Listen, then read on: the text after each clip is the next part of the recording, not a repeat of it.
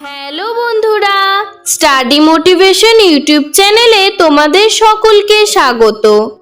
আজকের আলোচনার বিষয় হলো বাংলা রচনা বর্ষাকাল।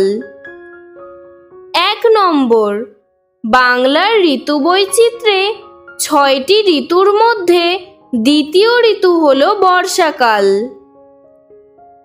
২ নম্বর, আষাঢ় ও শ্রাবণ এই ২ মাস বর্ষাকাল। ৩ নম্বর, গ্রীষ্মের প্রচণ্ড দাবদাহের পরে ঘন কালো মেঘে আকাশ জুড়ে আসে বর্ষা। ৪ নম্বর, এই সময় বৃষ্টির ফলে উদ্ভিদ ও প্রাণীকুল সতেজ ও সবল হয়ে ওঠে। ৫ নম্বর, শুকিয়ে যাওয়া নদী, নালা, খাল, বিল জলে ভরপুর হয়ে যায়। ৬ নম্বর, আকাশে রামধনুর দেখা মেলে।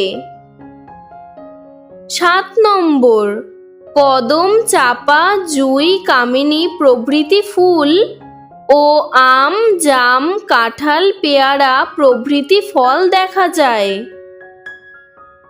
৮ নম্বর, এই ঋতুতে আমন ধানের চাষ হয়।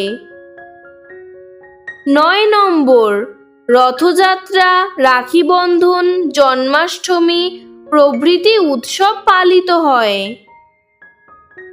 ১০ নম্বর, তবে এই ঋতুতে কলেরা, আন্ত্রিক, ডায়রিয়া ও আমাশয়ের মতো জলবাহিত রোগের প্রকোপ দেখা যায়।